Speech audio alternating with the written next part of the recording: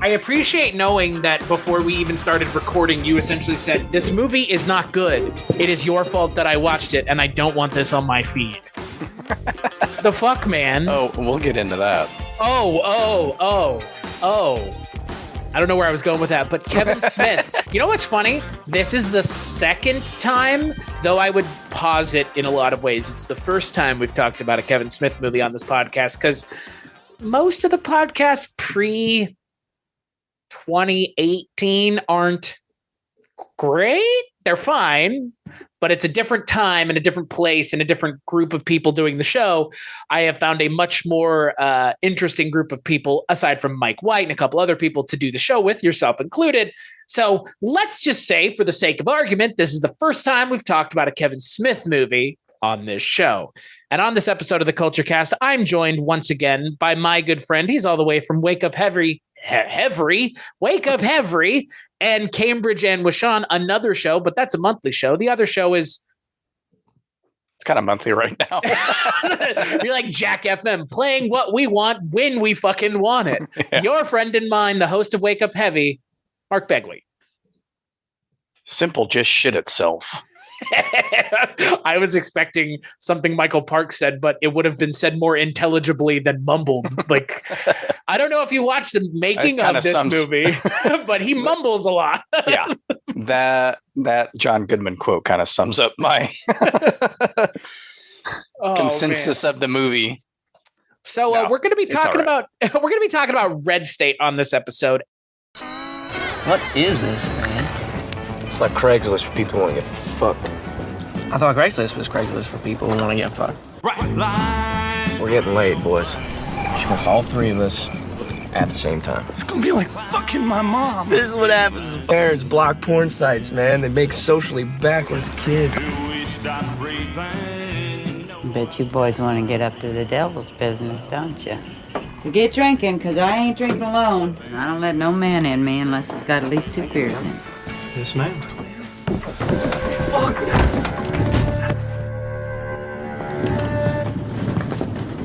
Guys, is that you, Travis? Welcome, family. Good evening. I hate the wickedness of America.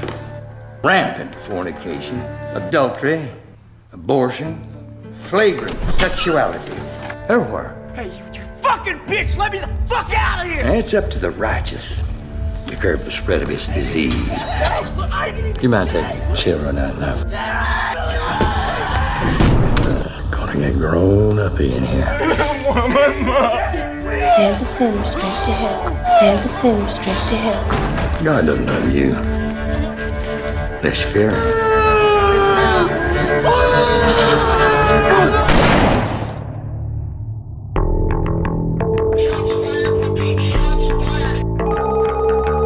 Yes, sir.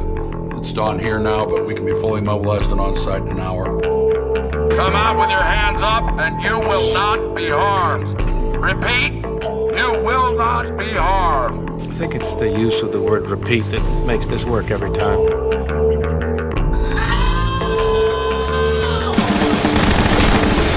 I never saw the hand of God so clearly in all my born days. Those government people, they're gonna kill you too.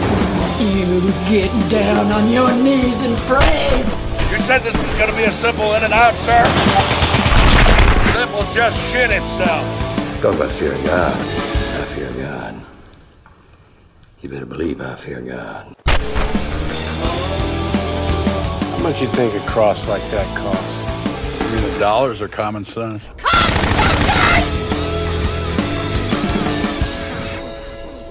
So before we talk about the movie, the reason that we got here is because Mark Begley and I, over on his feed and on my feed, but more importantly his feed, talked about M. Night Shyamalan's latest apocalyptic movie, Knock at the Cabin, which is an adaptation of a book. And also, I know you've been watching The Last of Us, so apocalyptic stuff is kind of in vogue right now. Once again, a little bit, maybe not as much as maybe it was at other times, but I figure, hey, let's talk about a Kevin Smith movie that is opposed to apocalyptic. It would have been in a lot of ways. It could have been.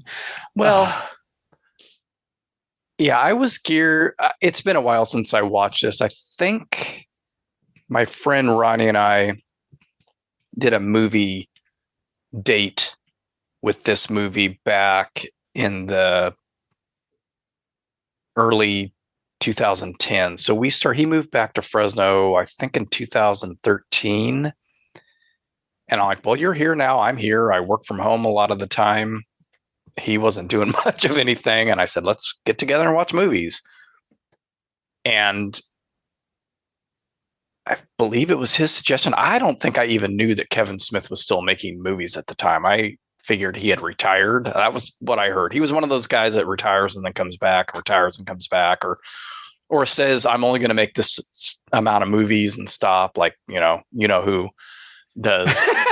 And I like that aside, as you know who does. What is he, fucking Voldemort now? We don't mention this man's name. Might as well be. But so I don't know if we watched it before Tusk or after Tusk, but it was around the time that Tusk came out, because we saw these pretty close in proximity to each other. And I didn't remember that much about it. Red State. I knew it was Westboro Baptist Church type rip, and then the stuff at the end, the apocalyptic stuff. But I was expecting more of that because we were watching it because of Knock at the Cabin, and I'm like, they're not a death cult. This isn't Bee-Boo and Shimu waiting for the comet to come, or who the fuck those people in the Heaven's Gate people. Okay, their names forever will now be Bee-Boo and Shimu. I believe you mean T and Doe. Yeah. I mean, Bee-Boo and pardon Shimu, me though. for not remembering.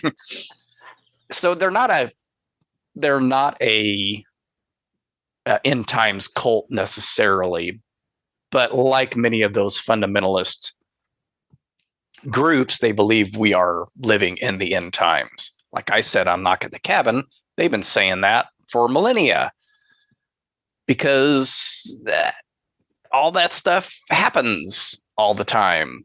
Fornication, sodomy, this, that, and the other thing that they rail against has been happening since the beginning of time, since the beginning of people. So I was expecting more of that. They don't really talk about, like, they're not prepping for the end times. They're just a weird right-wing fundamentalist group. And it's really only at the end when that unexpected thing happens that we get into that. So I'll say this. Let me say this about Kevin Smith before we go any further. I was waiting, by the way. I wanted to ask you. You fucking beat me to it. So you did. I mean, you totally did. Because like you know who, I feel like he's a director who people inherently have an opinion about. If you're a movie goer and a movie watcher and you're dialed into movies as much as you and I are, and so many of the people we podcast with, there's no way you don't have an opinion about him. And in a lot of ways, I think he wants that, just like Tarantino, right? Like, have an opinion about me, please. I think those two are somewhat two sides of the same coin kind of deal. I'm glad, and you could say this about both. I much prefer Tarantino's movies to Kevin Smith's movies. I am not a Tarantino hater like some friends of the show might be. I think I genuinely like nearly every single one of his movies. I definitely can't say the same thing for Kevin Smith, but I'm happy, like with Quentin Tarantino, like with Jordan Peele, like with M. Night Shyamalan, I'm glad these guys are out there making movies.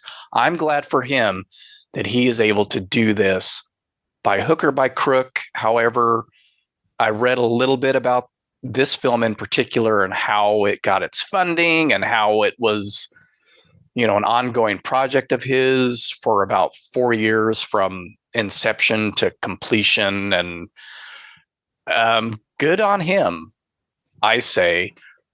He's definitely, for me at least, less obnoxious than Quentin Tarantino. They're both those fast talking, hand moving, this, that, and if you watch interviews with either of them, they're similar in that way. I think Kevin Smith is a little more normal guy, not maybe as pretentious as Tarantino.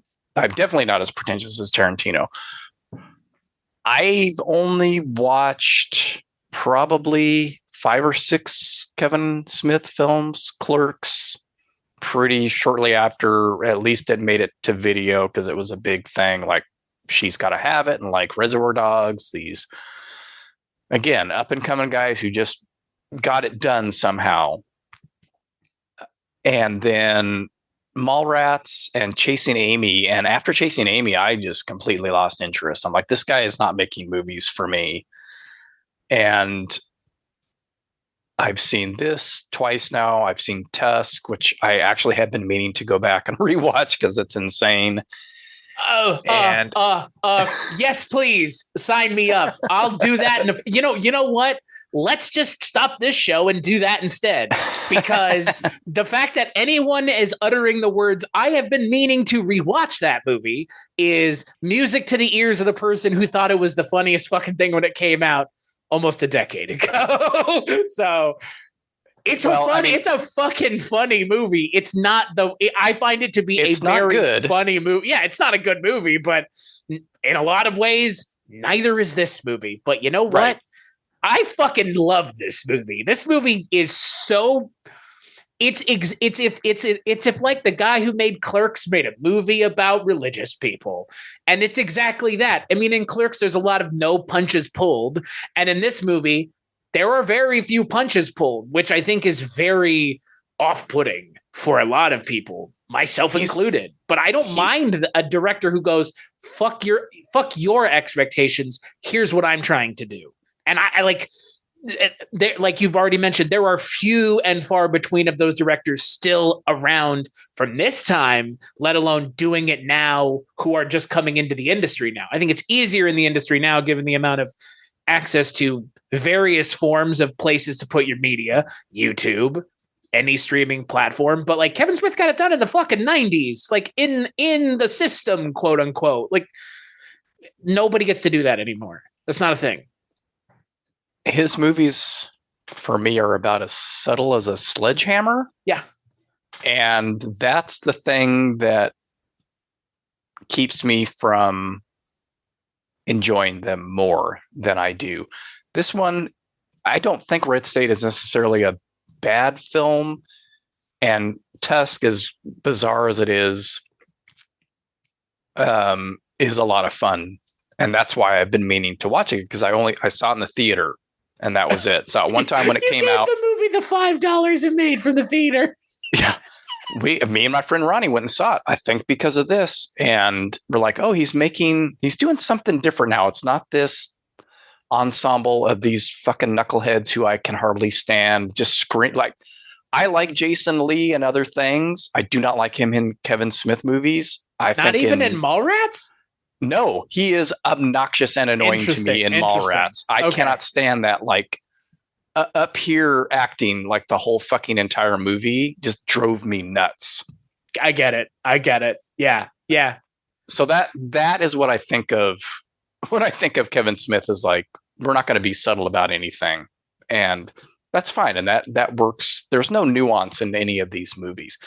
This Red State might be the one that has actually a little bit of nuance in it. I just say this might be the exception that proves the rule. But you're going to have to dig. I mean, it's not a nuanced portrayal of everybody's. I don't care if any of these people die. I don't care if the fucking kids that get kidnapped die. I don't care if the young people in this church die. I don't care if the ATF people die. And for the most part, spoilers, they all do. John Goodman is maybe the only decent person, if you can call him that. I was makes it out. To say, well, he doesn't want to go along with the order to just annihilate them. So for me, that's a decent guy. Like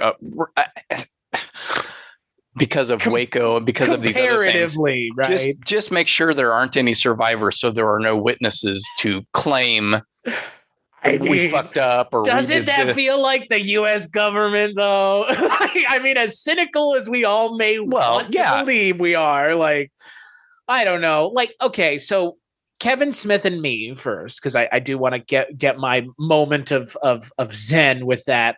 I saw Clerks when I was 15, 16, the perfect time, right? But I saw Dogma first. I saw parts of Dogma in 2000. There's a very famous story in my family of my grandfather and I went to Blockbuster together.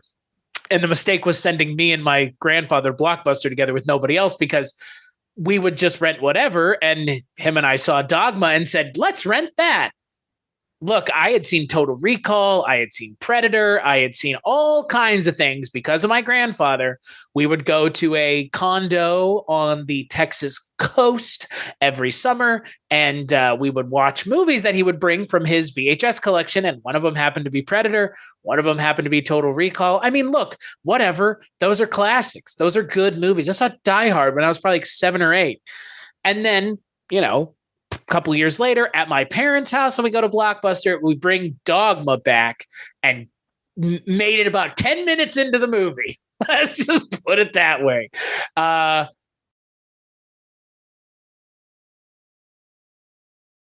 movie. And the funny thing is, this actually happened another time with Mallrats, but it was on DivX. And we were watching Mallrats on DivX at my parents' house.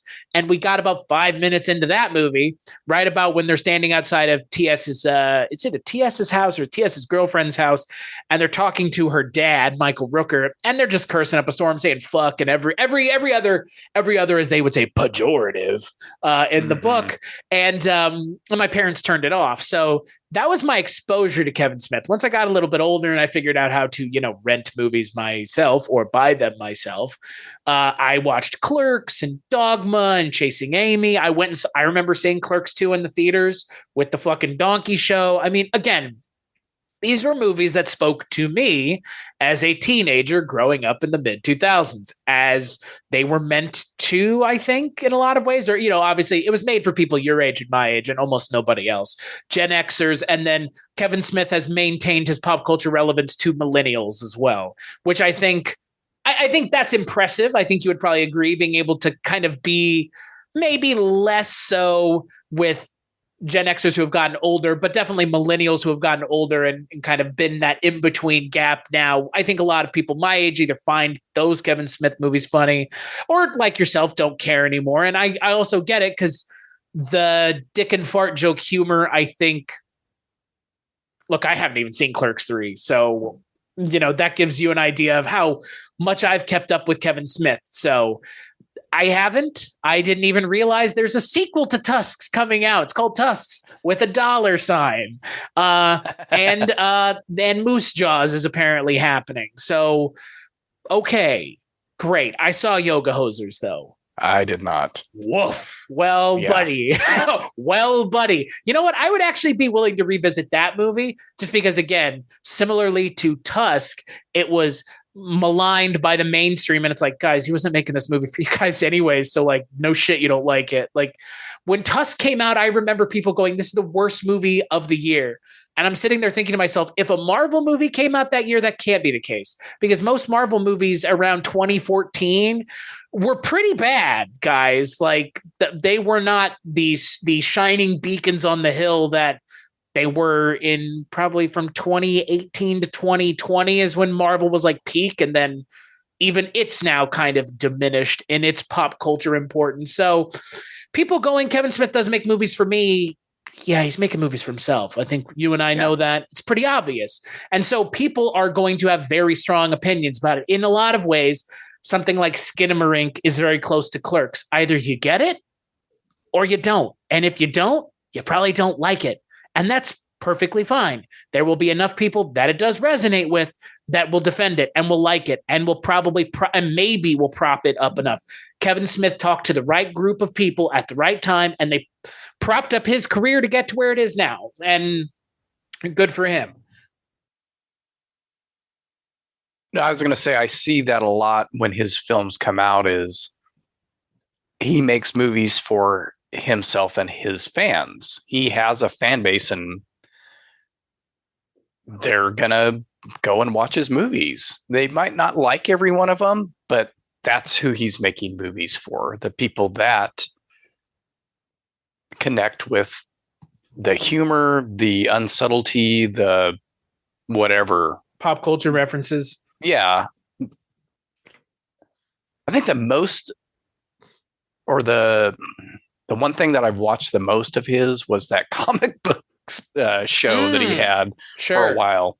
And I didn't even last more than like a full season of that, but I was like interested in that because of the items that people would bring in and things like that. That hits a certain fascination of mine. But I think, yeah, 5 or 6 movies of his I've seen, maybe. I mean, I've effectively seen all but I've never seen Cop Out. I've never seen Jersey Girl, and I have never seen Clerks 3, which for me, Clerks 3 is a surprising one because I'm a huge fan of Clerks 1 and Clerks 2. I will say the other thing about Kevin Smith that for us uniquely should be mentioned, guy's a hell of a fucking podcaster. Like, has his own podcast network, has been doing the good work of podcasting for as long as we have or longer. As long as the longest person that I know, Mike White, has been podcasting as long or even maybe even longer than Kevin Smith. But Kevin Smith is a good podcaster too, which I think kind of gets lost in all of this, but I don't think it should, because someone who is able to be entertaining outside of his movies, I think is all. I mean, I love those the where Kevin Smith would go and like do stand up. Essentially, I know it's not stand up, but it's him kind of sharing stories from his time in the industry. Those are immensely entertaining, and it's like, okay, so you're an entertaining human being too, which I think in this industry, I think it helps endear yourself to more people than just being, Quentin Tarantino. And I'm the movie guy, but everything else I'm kind of abrasive, and I have some edges that aren't as rounded off as someone like a Kevin Smith is, or people, or even like, or you know what, Kevin Smith's better comparison probably is Robert Rodriguez, because like I mean, outside of Rodriguez's personal things that he's like, with Rose McGowan and stuff, Robert Rodriguez always comes off as a pretty likable guy. I know people who have worked with him on things, and they've said that he is a very approachable, nice person. So I kind of, maybe that's a better comparison, but I think Tarantino and Rodriguez obviously and Smith are all in the 90s film crew of, people who were doing it their way. So all of that aside, Red State is a fucking weird movie. In every sense of the word. It's a movie that's essentially 3 movies. It's a movie that at times has a lot to say, and I think in a lot of ways doesn't know how to say it very well. Yeah. But at the same time, I think it also is an interesting assessment, reassessment, and kind of satirical in the pitchest black sense takedown of the religious right and the government, whichever direction they seem to be leaning at the time, doesn't seem to be of the importance. It's just the government without a political swing, just the government as the faceless entity we all believe it is. No political swing required to justify that. I think it's a very satirical takedown of the two, but it's an intense movie, I think, is the thing that I maybe had forgotten, because there's about a 20-minute stretch of this movie from when the moment the kids get captured to the moment when John Goodman and crew roll up in their ATF wagons. That's just intense. You have Michael Angarano just running around and shooting people, and it's fucking intense. And it's shot in a way that's meant to make you feel like you're there. And if you didn't tell me Kevin Smith directed this movie, I would not ever guess it was him. But I think that's the success here, is that he's able to so chameleon-like travel in circles of things that he clearly does like, because there are things here that we can point to other movies that are reminiscent of this. And I'm sure we'll talk about it, because the other thing that we haven't mentioned here is this is the first time that Kevin Smith made a horror movie, if you want to call it that. Yeah, he calls it that, and I don't know what else you would call it. See right? that? Most generic term to use would be horror movie, but I think it's horror thriller more than it is horror I don't movie. even, yeah. Maybe thriller horror movie, even to isolate the horror away. I think what Kevin Smith does really well, and that this is the thing that none of us really realized when he was making the movies he was making, his movies don't really suit genre very well. Specific genre boxes, because one might say Tusk is a horror movie. I guess like that for me, that falls more into horror than this does. I, again, read those things and he's like, oh, I'm making a straight out horror movie as my next project. And I'm thinking, okay, I remember watching this a while back. What's the horror element here? I mean, real life horror again, like, okay. Cause but even then it's more of a, I wouldn't even say thriller. It's almost more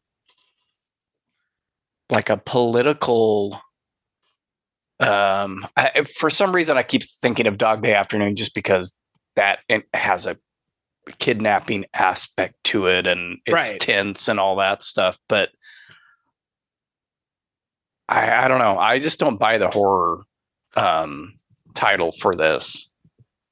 Yeah, I mean, I get it. I don't know what else to call it. Like, I guess you could call it, and honestly, the way I looked at it rewatching it, so the setup of the movie is, again, obviously it's Waco-esque, right? It could have just been like a docudrama, because it almost is. Like, in a lot of ways, there are scenes that are shot that feel like a recreation of something. Like they're trying to recreate Waco or like evoke Waco. And like, it's Waco crossed with Westboro Baptist. Right. Like what would happen if Waco took place where the Phelps family were hanging out? And obviously, you know, they pay lip service to the Phelps in this movie. They say, you know, oh, they're a bunch of fucking, you know, screaming, wailing children, but they're toothless. Like they don't do shit. Yeah, they're not terrorists. Which I think is like hoarding guns. Right. I think is the distinction here is they don't hoard guns. Yeah, this group does. They're sayers, not doers, right? They're not actually taking the action. And I think it's really funny, and I think it's really smart to have that line in your movie where it's like, no, these people this is taking place in the world where these people do exist. We just are pointing out like the US government sees them the way that we should all see them, which is a bunch of just screaming children trying to get your attention. They're not actually going to do anything. And they never did, and they never have, and they never will. Fred Phelps is long dead. It doesn't even matter anymore. They excommunicated his ass from the church the day he died. That's a real thing that happened. I know way too much about Westboro Baptist because I'm a huge fan of Louis Theroux, and the 3 times he went back to visit those assholes in his The Most Dangerous Family in America docuseries, which he went in like the mid 2000s and then the 10s and then even more recently. And like, you can see them getting progressively less and less like the way they talk about him here. They're like so defanged now because the worst thing for these people to get is attention because they don't know what to do with it. And their message doesn't ring very true when they just keep saying the same thing over and over again. Like, we get it. Okay, whatever, fine. Like, you know, the thing about Westboro Baptist, and I you know, fuck them all, but the one thing that came out when they would protest like a fallen soldiers funeral or whatever, and it's like people would be like, why are you? I appreciated that they weren't just, and appreciated isn't really the correct word, but it just made me think they're doing that thing where it's like this one group is right and everybody else is wrong, instead of that.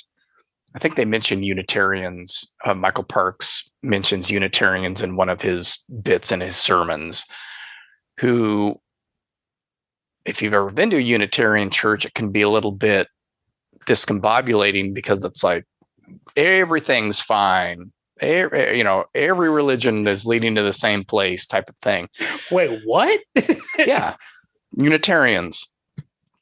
It's very much like the opposite of Westboro Baptist, where if you're doing any of these things that are laid out in the Bible, you're a sinner and you're fallen in God's eyes, or however you want to put it. But it just made me think of the hypocrisy that goes on when people quote Leviticus to condemn homosexuals. And it's like, look, you got a whole list of things in that. If you're going to use Leviticus, you need to go through and pick out all those other commandments in there. Are you eating shellfish? Are you cutting your hair? Do you have tattoos? And look at all these youth pastors and these mega churches or these other fundamentalist churches who are all tatted up. That church that Justin Bieber goes to, all tatted up, all whatever, playing the modern music and all that shit. I like that they're kind of dragging that down in the same vein as everything else, as homosexuality, as fornication, all that other stuff that they're decrying.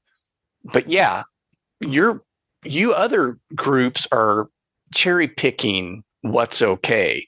How many? I mean, I grew up in a Christian home, went to church all my life, and I would see that hypocrisy too, and think about how many of you all are divorced.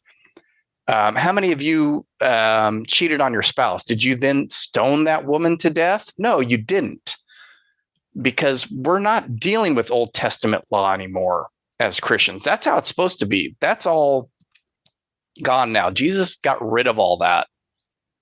So stop picking those things from the Old Testament to use for one, and it's usually homosexuality. That's the big one that always gets dragged out of Leviticus and other books of the Old Testament. It's like, you got to drag all that other stuff with you if you're going to do that. And that is the only thing I can think of that groups like Westboro would do.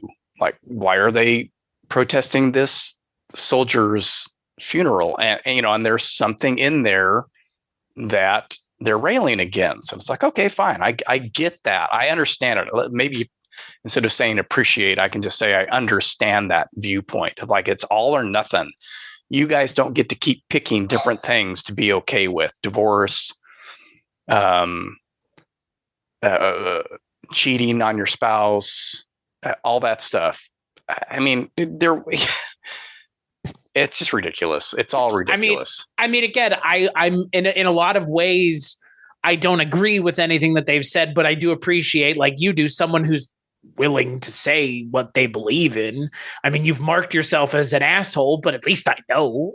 At least we're all aware.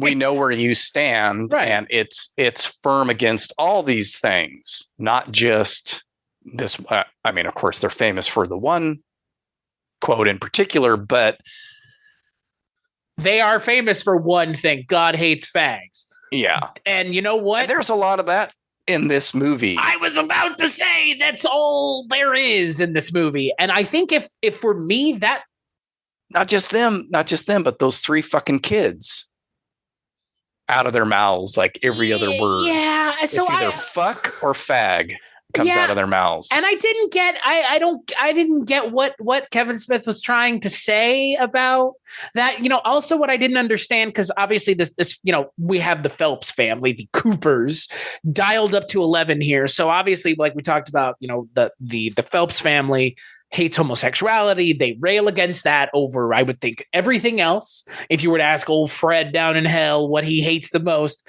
while he's getting reamed by the devil, it's probably gay sex. But this movie like really goes in that direction and commits to it. And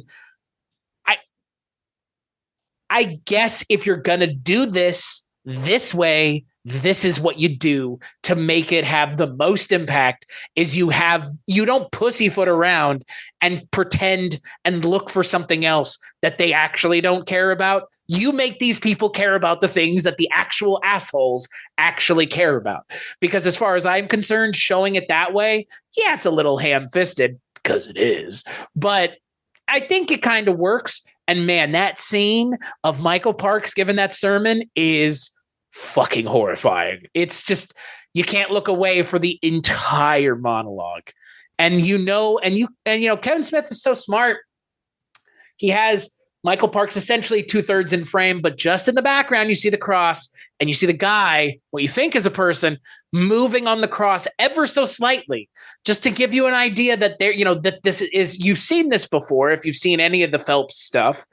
And a lot of people who watch this are probably people that knew about this. So Kevin Smith is once again speaking directly to the people who know what this is about and know what he's going for, and showing like the furthest destination that these people could, again, maybe do what they wanted. I don't want to say the Phelps could do this because they never have. They never did, best anybody knows. But these people do exactly what people, I guess, assume Westboro Baptist was doing or imagine they might be doing. And you know what? Yeah, it is horrifying, but I think it kind of works. I mean, again, it's just very unsubtle. Like that's the thing. It's just like, hey, homos are all bad and they're all gay and everything gay is bad and gay this and gay that. And we're going to kill all the gays. Like, holy shit, Michael Parks. Like the amount of unsubtlety here is shocking. And you know what though? Like, I think what Kevin Smith knows is these kinds of scenes always end up feeling that way. So we'll just lean on it. Like, he doesn't try to do anything differently. He kind of just presents it the way it was at the time, I guess, with Phelps as a real person. Like, yeah, it's that natural extension of all that talk that those groups do. Okay, well, here's a group that actually does it. They shoot that guy through the top of his fucking head and flames come out. Yeah, I think that's the plastic wrap lighting on fire. That's one of the greatest pieces of imagery in this movie is that fire coming out of the head hole, man. And that's pretty creepy. I just like how meticulous they are. Head hole, and they're like taping the top of the guy's head. It's fucking creepy. And then just dump him right into the basement. Yeah. And he just flops down there. Yeah. I think it's fucking brutal. It's brutal. It is. And we're led to believe with the opening of the movie that they've been just doing this like maybe forever. It would seem that there's been no end in sight to them doing this, because Aben Cooper, Michael Parks, says multiple times, my daddy's daddy has been founded Coopersdale back in 1917. It's like fucking 100 years. So they've probably been doing this for 100 years. Like it kind of is that story of, those families in the middle of nowhere that they kill the travelers by, they eat them, they're all good Samaritans until they stop in and then they kill them. There's a little bit of that here, because again, they're not on the level with what they're doing, but it is then again, like the religious stuff as opposed to just like the hillbilly inbred people. Cause that's the other way you do this, right? Like a wrong turn or Hills Have Eyes. This is like the Hills Have Eyes, but with religious people. Yeah, that is more of a horror film, but that maybe a siege film is what I get out of this, like Assault on Precinct 13, or even there's a movie called Siege that's pretty fun. It's a Canadian movie. And I guess those fall into the horror category. Kind of going back to that, I'm still trying to wrap my brain around this being a horror film, but you mentioned the monologue, and I gotta admit, I was kind of checking my watch, like, how long has he been going on here? Okay, so do you like Michael Parks, right? I like him in doses. Okay, see, that was fair. Too much for me. I like him in those bit parts where he comes in and he shines real bright for like a couple minutes, and I mean, he's the Robert. He mentioned Robert Rodriguez and Tarantino have used him that way, and his kids too. One of them's in this movie, and then It's not. Is it the same kid that's in the Kill Bill movies with him, or a different son? But anyway, I know for some reason his son in this movie it didn't ring any bells with me as seeing him and other stuff. But I know that he has at least one actor's son as well. His son was one of the family members, right? Mordecai, I believe. His son had the goatee. Yep. But I think he has another son that's also an actor. Maybe it's the same guy, and he just didn't have a goatee in Kill Bill. But I know he and his son, or a son, are also in Kill Bill. But yeah, I was sitting there going, "Where's the end time stuff? Let me hear some end time stuff in this speech." And then I thought, "Boy, this has been going on for a while." The kid in the cage and the guy wrapped up, and I was like, "Okay, this movie's only 80 something minutes, so let's get to John Goodman showing up or something." Well, and that's the thing. First, you had to have Badger show up, or Badger. Breaking Bad connections in here. I have seen 0 episodes of Breaking Bad. So the one kid's mom is Skyler, the wife of I'm Walter Skyler White. White, yo. I know that much. I'm not that completely out of the loop, sir. The detective that has kind of a funny voice that gets shot when he finds their Volvo on the compound. He was one of Jesse's low-life friends who would pop up every now and again and be very memorable. You mean one of the best lines in the whole movie? What's in Italy? It's full of Italians. Well, it's full of Italians. Full of Italians. Okay. Yeah. That guy talks like this. I love that guy, actually. He has a great voice. Yeah, he's fun. I get it. Stephen Root. Let's not forget Stephen Root in this, getting blown in his car. And God, Jesus. Oh, my God. Stephen Root looking proper slimy and sweaty. Yes, as Stephen Root only he can do. Almost always does. Yeah. I was watching Watch Red State, and then my wife and I started watching Perry Mason on HBO. And there he is, front and center in that show. Stephen Root as the antagonistic district attorney, who he has that same mustache, but this time his hair is slicked down. So he looks like a dude in Los Angeles in the 30s. So right. That show's very good if you're looking for something good to watch. I think we tried to watch the first episode, and it was like, this is not my Perry Mason. Oh, yeah, it's not my It's not my Perry Mason either, but that's okay. That was my parents' reason for not liking it. They were like, this isn't like our Perry Mason. It's like, yeah, but this is also like Perry Mason origin stories, Perry Mason, to be fair. It's not an attorney yet.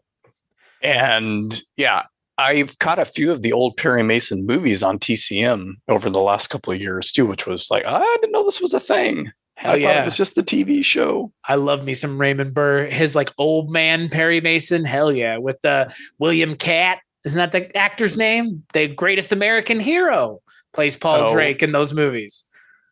Oh, yeah. Yeah. But where were we going with this? Oh, I don't know if we were going anywhere with this. Anyways, Perry Mason's good. You should check it out on HBO. I got us off track with Badger and Skyler. And oh, right. Well, here's the funny thing. So Michael Parks, for me, is the guy from Tusk. But that's it. Like, and I guess a little bit of From Dusk Till Dawn. Yeah.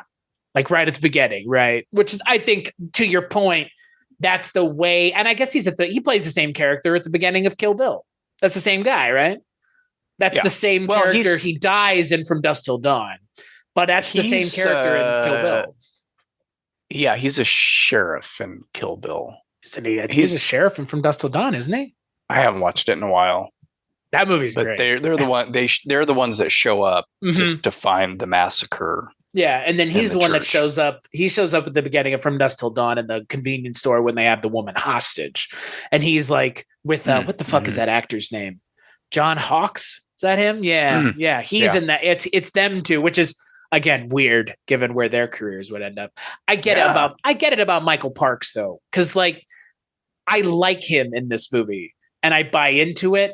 But I do wish there was more doom and gloom, fire and brimstone, because Right. That's what this movie kind of builds towards. And I will say this movie is more or less 2 movies, 3 movies, even. Like, the kids go to the compound, they get captured, and then they all get killed, more or less. Right. I do appreciate that. Yeah. That they all get killed by, well, one of them gets killed by the group, but the other 2 get killed by the fucking ATF guys. Just like unceremoniously. Yeah, well, one of We're them is supposed like to take everybody out. When one of them, Michael Angarano, is like, "Is he dead?" Like, yeah, he is. Like, tough shit. It's super weird because, again, like in a lot of Kevin Smith's movies, you're not expecting people to get shot and murdered and killed. But I like that Kevin Smith's sensibilities are, it doesn't matter. This is where this character's story ends, and we're moving on. Because the moment Michael Angarano dies, that's it. Nothing. We don't see him floating. Nothing. It's just, did you kill him? Yeah, we thought it was one of the compound people. Okay, moving on. Movies don't tend to just go forward after the ostensible main character has been shot and killed. But I think the thing that's smart about this movie is they give you an idea when they introduce John Goodman that this is no longer this kid's movie, it's John Goodman's movie. And I think, obviously this is John Goodman's movie. I think overall, I think it's John Goodman's movie. I think it's just weird that it takes like a half an hour to get there because we don't see him for a half an hour. We don't see him until effectively everything has more or less already happened at the compound, short of the ATF showing up. Which is kind of like Fargo. We don't see Frances McDormand until a good chunk of that movie's already over. And then it most definitely becomes her movie. Yeah. Before it's William H. Macy's, and then it sort of slides over to Buscemi and what's his name in the car. And snap. Takes Peter Stormare. Takes all that time to get to her. I like it when movies do that, actually. And the old same, weathered guy shows up in the last, maybe midway through the second act and changes things. And I like John Goodman in this. He's John Goodman, right? How can you not like him? I don't know. It's not the most. It's a pretty stock in trade John Goodman role. Yeah. But like that's the thing. It's like John Goodman in a Kevin Smith movie. You're not going to get all that much. Yeah, but this is not what I would have thought when I thought of John Goodman in a Kevin Smith movie any more than you would have. As far as just what the expectations of him as an actor, what he's being asked to do. John Goodman's a pretty funny guy. He's not funny here. This is in a lot of ways, John Goodman is being asked to play a immensely unlikable character. Like, I don't think you're supposed to like who he is. I think you're supposed to empathize with the situation that he's been put in, but I don't think you're supposed to like him. I don't know if I like his character. Kind of reminds me of his character from Kong Skull Island, where it's like, I'm just doing my job. Because like there is like part of that to John Goodman's character. He's like, I'm just doing my job. Like, I just want to get promoted, but I don't want to like kill people if I don't have to. But you heard the orders, son. Like, that's where he stands, though, against that. What do they call it in the movie? Well, it's simple. It's supposed to be simple. Simple just shit itself. That line is his line, where this is just go in, take everybody out. We don't want any witnesses. We don't want it to blow back on us that we somehow fucked up again. But he stands against that. He's not cool with that from the beginning to the end, or else they would have shot all of the group members that come out at the end. And so, not saying he's likable necessarily, but he's standing against this idea of the government just doing whatever the fuck they want to do with extremist groups, because Waco blew up in their face and some, one other thing blew up Ruby in their Ridge. face. Yeah. So again, kind of heavy handed, Like, are they really giving orders, annihilate everybody so this doesn't blow up in our face? It's not a stretch to believe, and I know that plenty of people would believe that without question. But it's just, again, it's done without any kind of nuance in the film. And that's what sort of drives me nuts with him. But if it were a different director, would you just say it's matter of fact? That's my question. Or is it like, oh, it's heavy handed because it's Kevin Smith and we know that he's heavy handed? That's my question. Because that's the thing. Well, if this weren't a Kevin Smith movie, I feel like some of my criticisms against this movie may be differently angled if it wasn't Kevin Smith. Because like the pithy dialogue is still there, but in a lot of ways, like it doesn't need to be. Like Kevin Pollak is in this movie the right amount. Like, I'm not saying I'm not a Kevin Pollak fan. I like Kevin Pollak. He is one of the.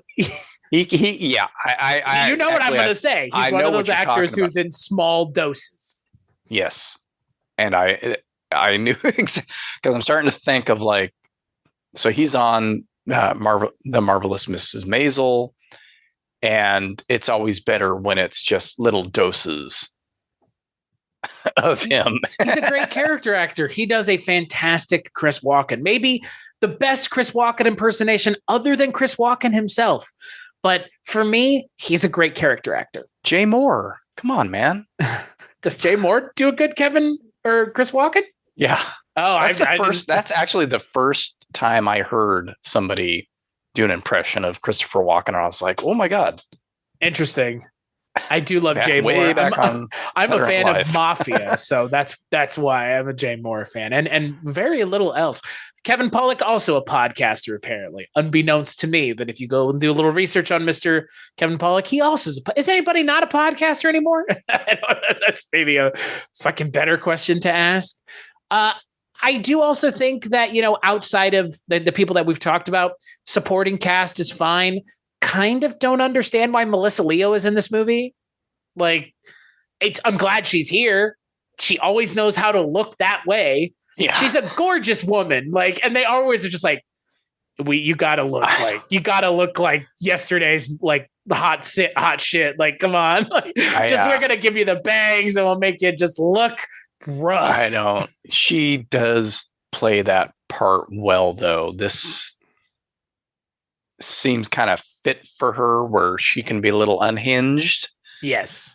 And I was not surprised to see her as I always want to say wife, because it doesn't seem like there's that much difference in age between them.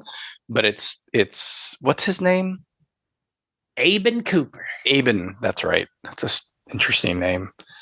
Aben Cooper. So she's his daughter. Right. And then her husband gets killed and then blah, blah, blah. I like it that no one's off limits. I do appreciate that about the movie. Fucking kill the kids that they kidnap. Kill Kevin Pollak gets murdered pretty. Kevin Pollak's murder is pretty epic, frankly. Like that was because, like I said, it's been a while since I watched it, so I didn't remember like any specific beats about the movie. I wouldn't have known who went first or anything like that. So those surprises surprised me again this time, and I appreciated that no one was off limits. And it also helped, like I said earlier, that I didn't give a shit about anybody in this movie. Any of the people, even Kyle Gallner, who has become a pretty big genre guy, especially in recent years. He was in like 4 horror movies last year or something. He's Matt Lillard's cousin in Universe of Scream, isn't he? Isn't he like Stu's cousin? Oh, I don't know. Yeah, I didn't get all the connections with. Well, I think I even missed some of the connections with more of the main cast, or like, oh, that's so and so's sister or whatever. Vince is the nephew of Stu Macher through his mother, who is Stu Macher's sister. So which is Heather Matarazzo, right? Isn't that his sister? No, that's Jamie Kennedy's sister. Oh, okay, yes. I don't think we ever saw Stu Macher's sister, which is weird because that should have talk about missed opportunities. He's in Smile. He was in that Scream 5. Nightmare on Elm Street reboot. He was Yeah, he's in the he was like, wasn't he like the main kid in that movie? He's the sad goth boy in that. Yeah, I like him. I like seeing him show up and stuff. But Yeah. I didn't really care if he did it or not. I wasn't. He lasts the longest, and I was like, he's most likely going to die too. I don't care if he's the one that makes it out of this mess. Don't care, because he seems like a little shit too.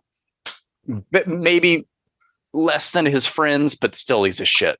Well, and that's the thing about the movie that I think that's the smartest thing, is showing us that even though these people have been taken hostage, like they're still kind of shitheads. Like, look, they were just trying to get some ass. Like, doesn't mean you deserve to die, but you're shitheads though. Like, and like, that one friend left the other one. So maybe of all the people that deserved, he's the most deserving because he bailed on his friends. But like, yeah, Michael Angarano and Kyle Gallner just unceremoniously killed. Like, and it's Kyle Gallner's is pretty fucked up. Like, it is fucked up. But again, like, I think it just further reinforces the direction the movie is heading. I will say though, given what we know about the movie now, given what we know about the ending Kevin Smith wanted to do, all of the stuff kind of feels for naught. Doesn't it? Like, doesn't it just like, and that's the thing that pisses me off about this movie, is all of the fucked up shit, all of the severeness of the movie, the severity of what's going on screen ends up feeling for naught. It feels like a joke, like a gag. And I don't like that. I like that the ending of this movie was going to be something else, and financially they couldn't do it. And of all the reasons to not do something, financially is the reason that you can't get around, because this movie almost didn't exist financially to begin with. So we're not going to have this CGI fuckfest of a movie at the end. But, I'm just going to say you could have done something better than this, because this ending does always...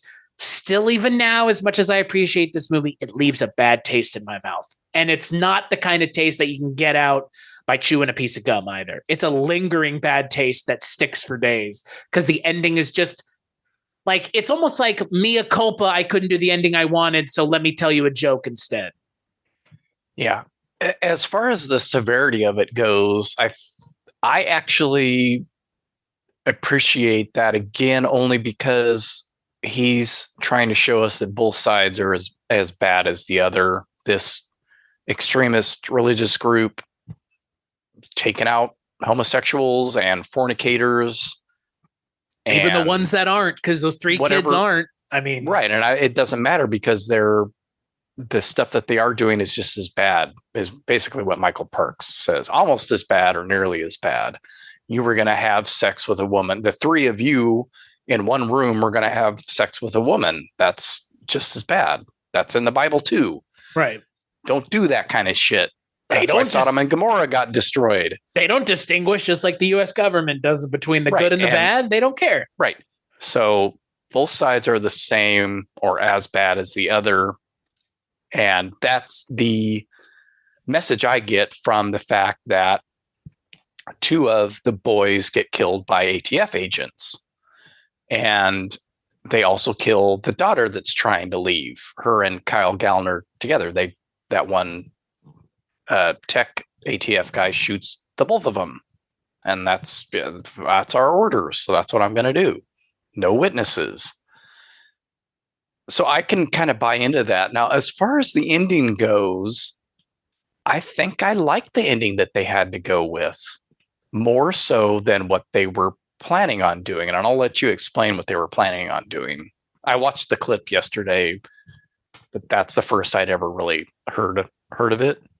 So the way the movie ends now is they've mentioned several times that the Cooper family of Cooper's Dell have essentially isolated themselves in a valley against any people that would be coming to fuck with them or take their land or anything. And so, wouldn't you know it, but apparently, unbeknownst to us, the audience, but known to John Goodman, apparently, throughout the film, is there were a group of, I guess at the end of the film, there's a group of college kids who the Coopers had been feuding with because they had made a compost heap that smelled really bad. And so the Coopers and these college kids were feuding back and forth. And so at the end of the movie, thinking it would be funny, they played the trumpet blast that come to signal the rapture.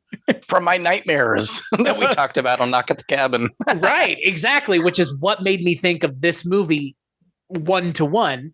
At the end of the movie, we hear trumpet blasts, and they come out of nowhere. Michael Parks and his family hear these, wah, wah, and it's the moment in the movie where all of a sudden you think the movie is like going somewhere else. Mm-hmm. And it's the moment where this movie could have pivoted in a really strange direction. Now, we'll talk about the real ending here in a moment. But the ending, as Kevin Smith had more or less laid out in his head, was, I guess the rapture does happen.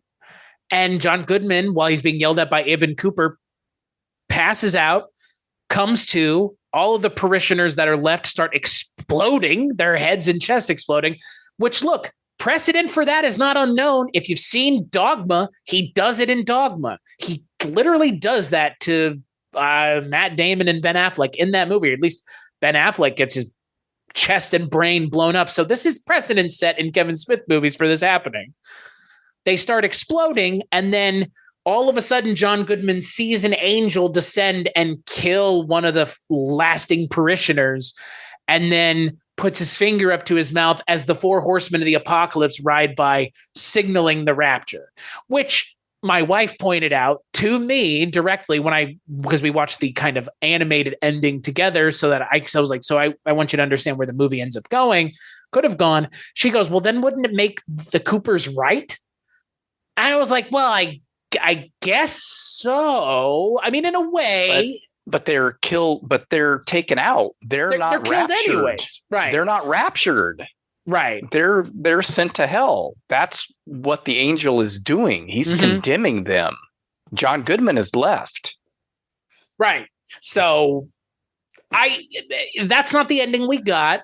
The ending we got is we have Michael Parks confronting John Goodman, and then instead of the angels showing up, nothing happens. Nothing happens. It cuts to 1 week later, and John Goodman is being grilled by muckety mucks in Patrick Fischler, my man. Good old Patrick Fischler. I love Patrick Fischler. He's being grilled by ATF muckety mucks all about what actually happened that day at Cooper's Dell. And yeah, we find out that it was the trumpet blasts were a gag. And then John Goodman tells a story like Tommy Lee Jones tells at the end of No Country for Old Men that summarizes the entire film without even saying it. Isn't that that's what it reminded me of, this watch? I was like, boy, that feels like No Country for Old Men. Yeah, it's a little less elegant than that, though. But it's the same thinking, right? I'm going to tell a story that speaks to the themes of the movie directly. And I got to say, the explanation of how these eco kids, hippies, and they find this old, that giant fire alarm thing at an old fire station that they were getting rid of, and they haul it back. And I'm like, this is clunky as fuck, man. You know what Kevin Smith would probably say, and I this would be my response: truth is stranger than fiction. Yeah. That's what I would say. Speaking of vocal devices, I like his chintzy ass whatchamacallit that he uses. It's like a toy. Yeah, like louds, like the little speakerphone. What the hell are they called? Calm down here. It's not the big white, those things that the cops have, or it's not the one Frank Drebin uses. I believe it was Kevin Smith's. He uses that at home to bark orders around at his family or something. You couldn't find a fucking, what are they called? Why can't either of us think of what they're called? Megaphone. Yeah, it's a chintzy little toy megaphone. Come on out, Ibn Cooper. And no one will get hurt. I repeat. It's the I repeat that always gets him. So that's the thing. Kevin Smith's dialogue, about things that we've never seen characters in his movies do, it's still funny. I'm not sure it needs to be there. I think back on moments in Tusk where it's like, Oh, I find it funny. Okay. Like it's for me. Yeah, like, and that's the thing. Like maybe I am Kevin Smith's target audience. I'm just not as much as I used to be. But I was self-admitted, like I stood in line to meet the guy at a Comic-Con and was very disappointed when he didn't show up. It was a long story. He showed up later and we just like fucking left because we'd waited for 5 hours or some shit. But I'm a Kevin Smith fan. Like I'm not gonna pretend I'm not. So it hits with me, but some of the dialogue in this movie would 100% be eye rolling. And like, just like the story at the end of the movie is right in that same wheelhouse of just masturbatory dialogue, which nobody does better than Kevin Smith or Tarantino. Like, I'm sorry, but they know how to write really clever masturbatory dialogue. They really do. And I'm a fan of him, not necessarily of his movies. I'm, like I said at the beginning, I'm glad he's able to do what he does. But I prefer this ending because we haven't really been leading up to, I don't think that rapture ending is earned in the rest of the film. That's fair. Because it's not really a suicide cult. They're not portrayed that way. Obviously they're storing up guns, but that's that's more, when the government comes to get us, which happens in the movie. I was going to say, well, right. So that makes sense, but I think they could have, that ending would work if they had hit more on, these are the end times. 100% these are the end times. We're coming close. The countdown is nigh. Right. Like they have it fucking marked on their calendar or something. The writing is on the like wall. That.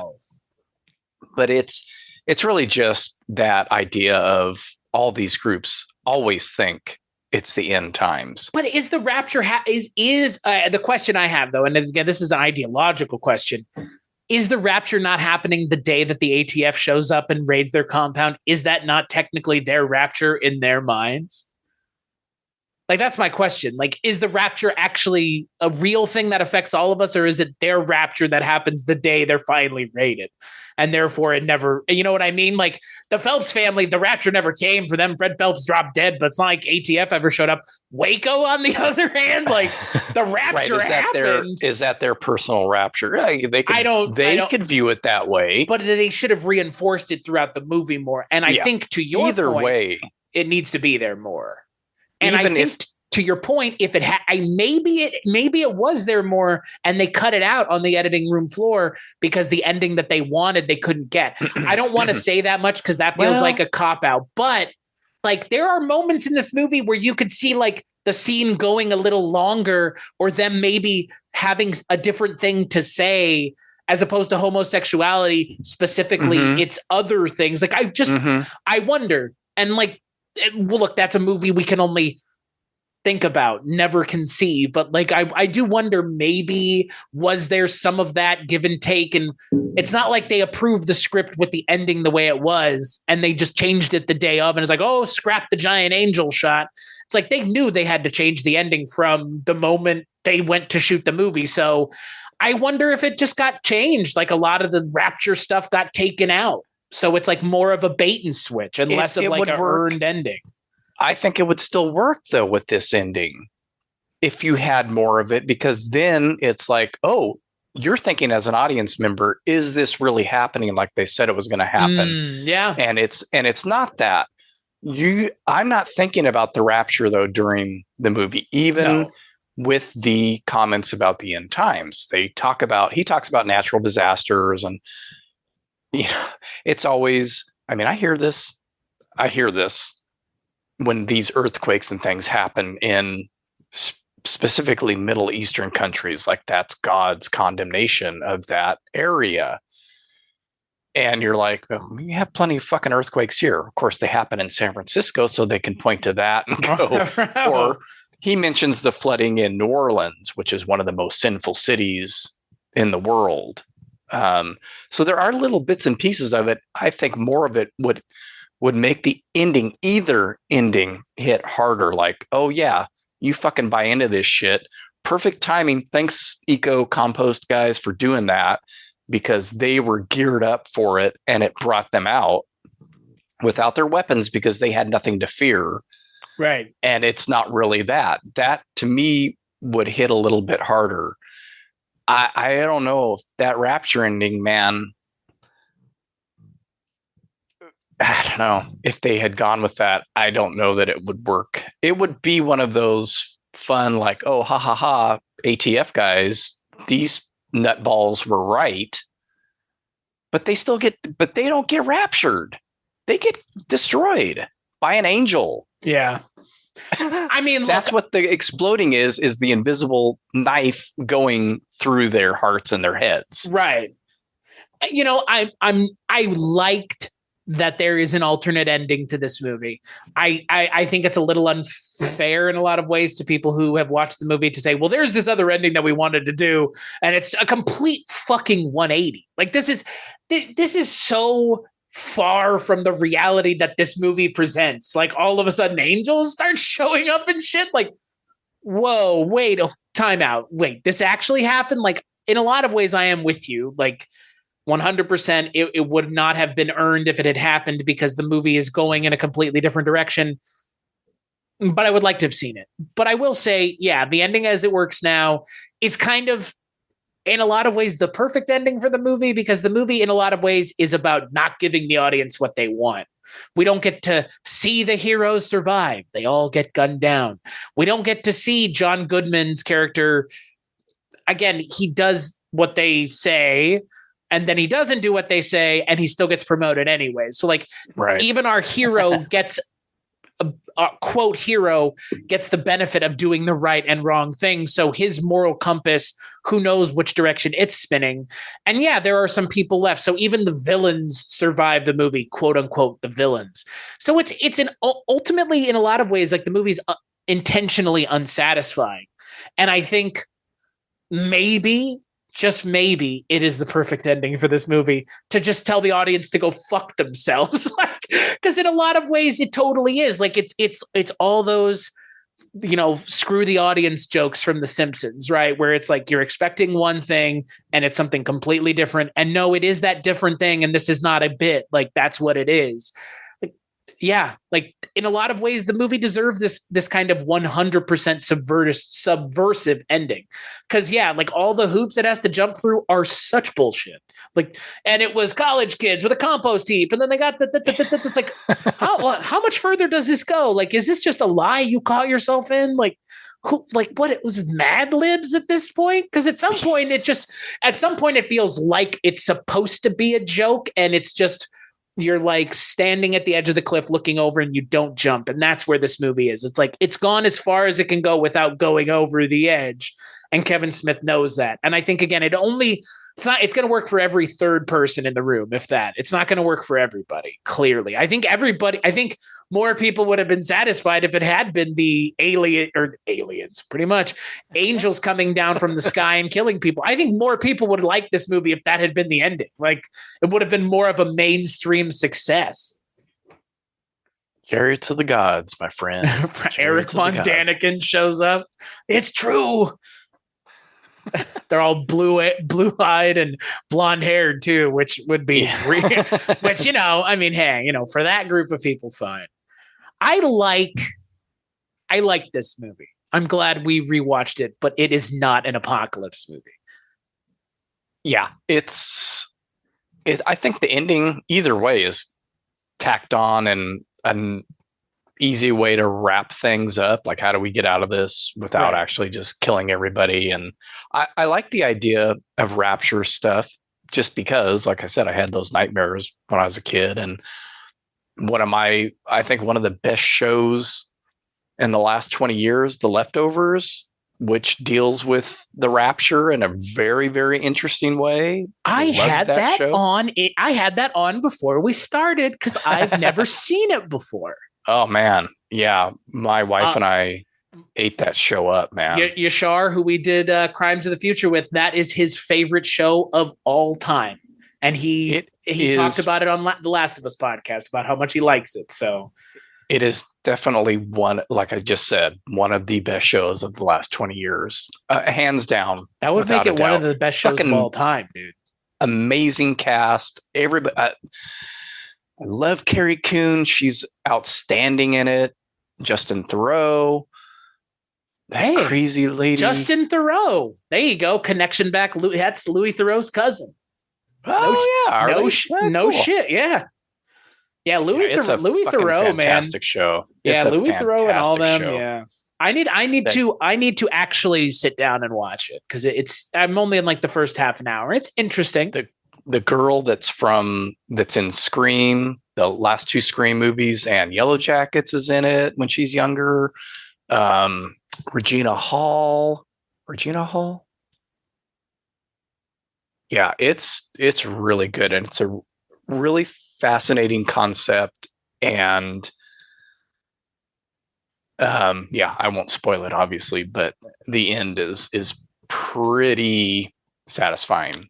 Interesting. And the end is satisfying on a Damon Lindelof thing. Yeah, it's satisfying, and well, no, you know what? I won't say anything else about it because it could be kind of spoilery. Yeah, it's a very compelling show. And I think that was on around what? This was 2011, so Leftovers was around this time, right? A couple years. It's been a while since it was out. So was it 4 seasons? 3. Oh, just 3? Yep.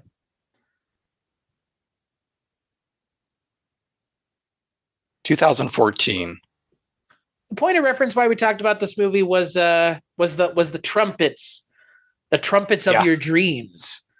I think if nothing else, that scene at the end of the movie where the trumpets start blaring is really intense. It kind of calls back to the intensity of the earlier parts of the movie that I was talking about with Michael Angarano running around the compound. It calls back to that intensity because if the rapture were to happen the way they claim it will or whatever the hell, it would just be that where it just happens. And all of a sudden you're like, what is happening? I don't understand. And like horrifying. It would be horrifying. They capture that moment in this movie really well. If they capture nothing else, they capture some scenes of like genuine intensity that I think, again, real people have had to, deal with, like people in Waco, because again, we have some interesting scenes between Michael Parks and Melissa Leo at the window when they're shooting back at the ATF, which is like, I mean, anything with the two of them is pretty great. I mean, most of this movie, the character stuff is really good. The character interactions is great. I don't think the movie overstays its welcome. It's literally almost barely even a feature film. It's an hour and 28 minutes or 38 minutes. But hey, I don't know. It's still weird to me that it's a Kevin Smith movie. It stands out even more than Tusk does.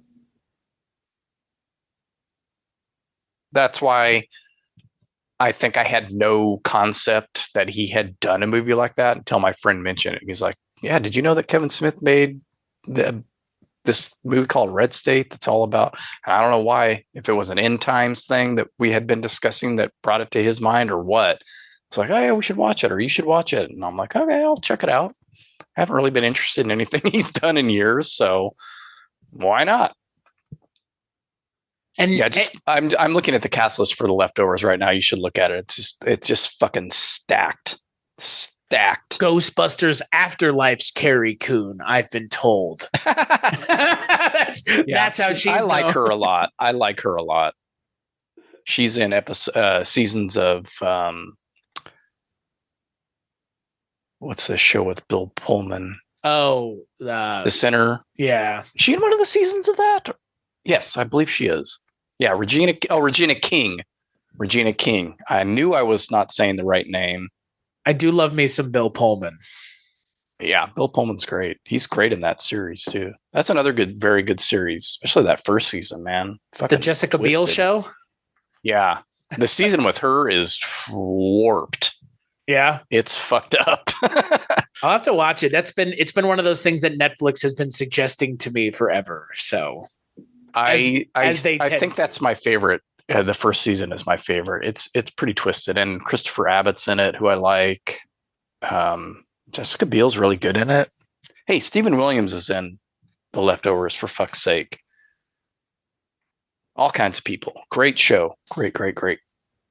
Good stuff. Actually scratching your post-apocalyptic itch, unlike this movie. Again, Totally. I say that, but yet, like, the last third of this movie kind of has to do with the expectation of the apocalypse happening. I mean, the entire final 15 minutes of the movie is all about the apocalypse and the rapture. So, and is Aben Cooper in heaven at the end of the movie? No, he's in prison, but the best part of this movie is Kevin Smith screaming at him at the end of the movie, "Shut up!" As if we don't recognize it's you screaming at him, Kevin Smith. We know your voice, sir. If there's anything about Kevin Smith we know, it's his voice. I love that it's just an exasperated, shut the fuck up. I'm so tired of hearing you sing, man. Yeah, singing your fucking Looney Tunes songs. You know, I'm excited if we do end up talking about Tusk, kind of seeing, because I haven't seen that fucking movie since it came out effectively. I haven't either. So it's 10 years now, I think. Yeah, well, Isn't that 2013? 13 or 14, I think. It's that's an A24 film, if you can believe it. Oh, is it really? Yeah. Oh my God. That's like the A24 film nobody will claim. I fucking unabashedly love that movie. And I watched it so many times when it came out on I owned it on fucking Blu-ray. I've only seen it the one time, and I've been meaning to go back to it because I don't think I was quite prepared for where it went. I knew what the storyline was, but it went left when I would have gone right. See, you remember the ending of the movie, right? Oh yeah. The ending of that movie makes me laugh every time. Like, and Justin Long is a podcaster, and at the time I saw that movie, I had no idea what podcasters did. I do like that he was. Yeah, that movie came out like right at the beginning of my podcasting career beginning. So it was like, oh, he's a podcaster getting murdered by Michael Parks. Okay, like I'm game. He's good at playing self-aggrandizing dickheads. He really does that in that new one too. Barbarian. Yeah. Still haven't seen it. It's all right. That's what I've heard. It didn't tickle my taint like it did for so many other people. Everybody's grundles were getting grabbed real hard by that movie. Gooch. It got him in the gooch. Got him in the gooch real hard. So, Mr. Begley, final thoughts on Red State. I enjoyed it both times I watched it. It's unsubtle and unnuanced and whatever, like most of Kevin Smith's films, but stacked up to a lot of his other movies, it is a lot more even keeled. And I do like the idea of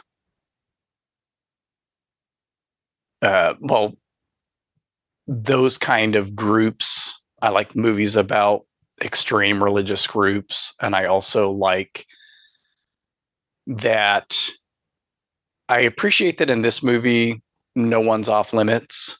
I could have very easily seen John Goodman dying in this film as well. Kind of surprised he makes it, but so I appreciate that.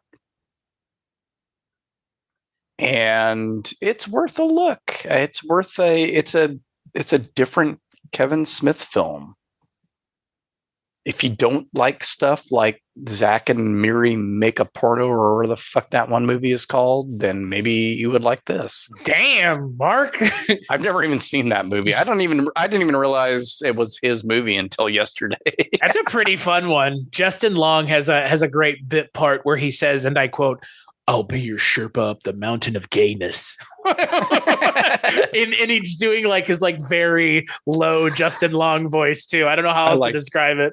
I like Justin Long. We used to watch Ed. I don't know if you are familiar with that TV show he was on years ago.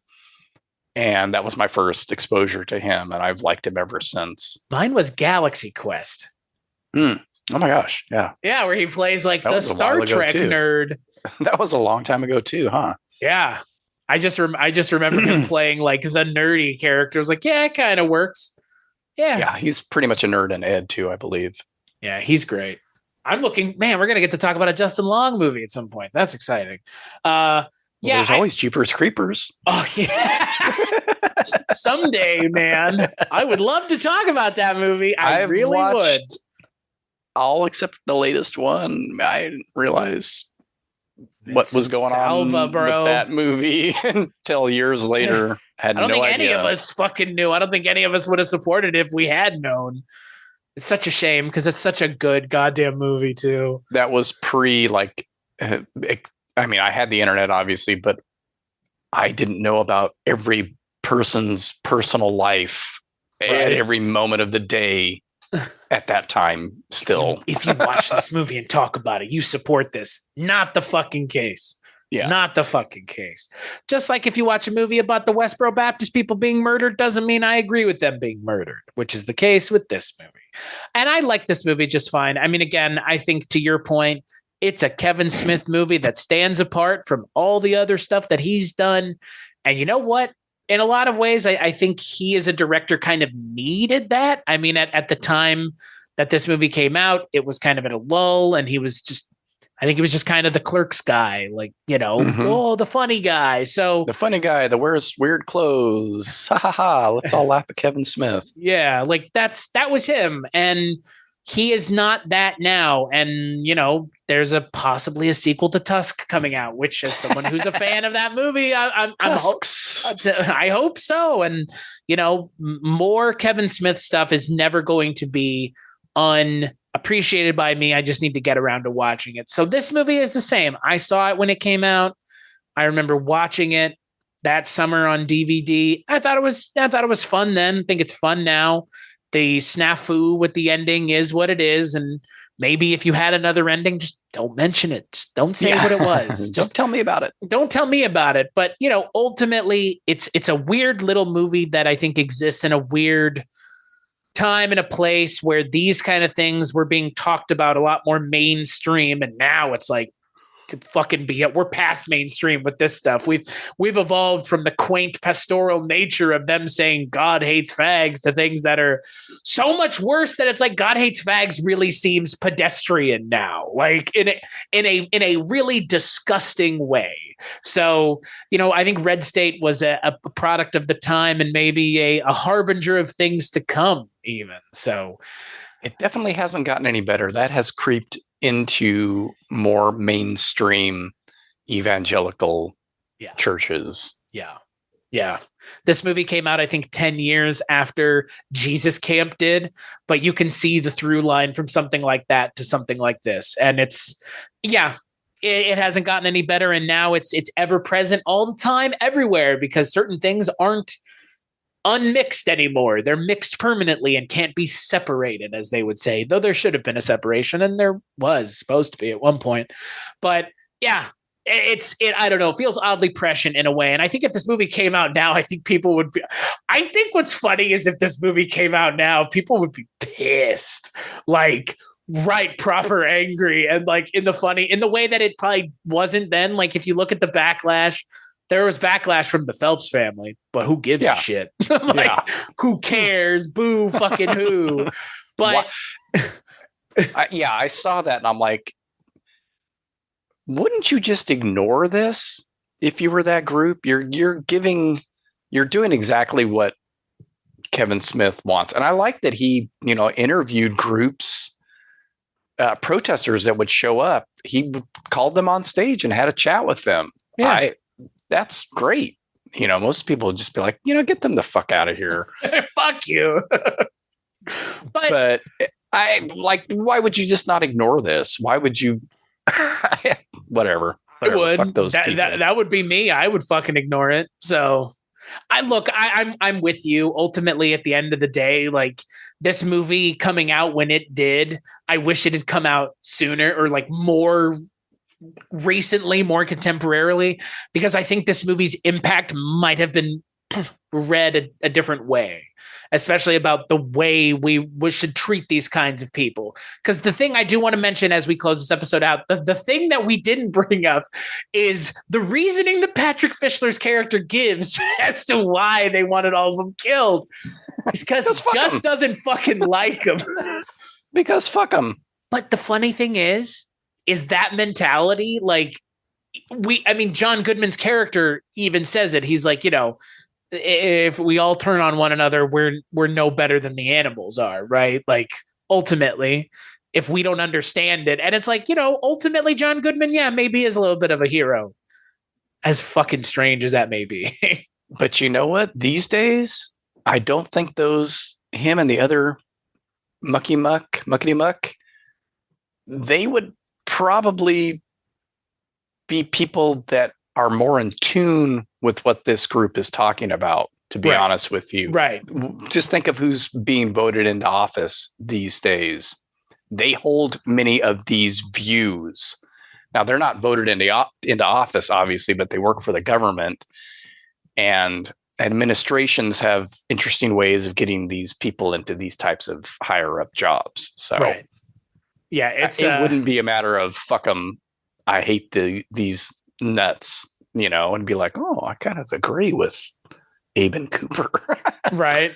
Exactly. So no, it came out in a time and a place where it could kind of come out the way that it did. And I think if it came out now, it would be a very different movie. So it's very much of a time and of a place and of a feeling in the world, at least our corner of the world. So until the next time you and I do one of these, Mark, which may be Tusk, who knows, maybe not.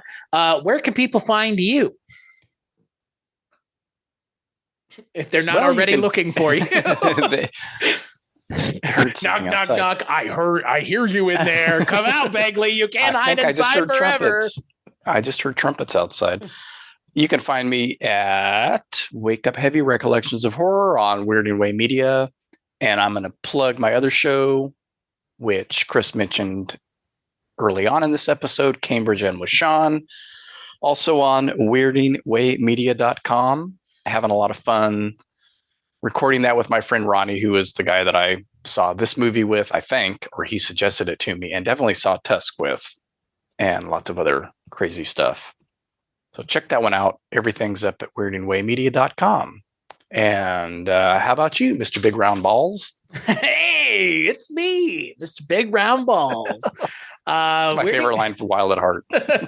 Weirdingwaymedia.com is where you can find all the bullshit that I work on, including this show and so many other shows where I get to share my opinion on the internet and you get to listen if you like.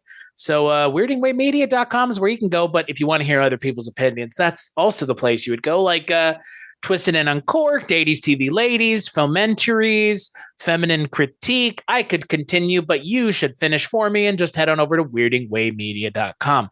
As for this show, culturecast.com, patreon.com/culturecast. I will keep saying it because that is part of this. So I will say it at the end of every episode, even if I'm sick and fucking tired of saying it.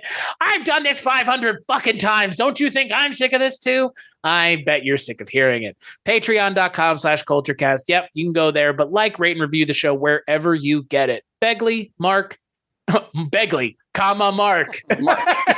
Hey, I've got a Patreon too. You can listen to shows early and ad free.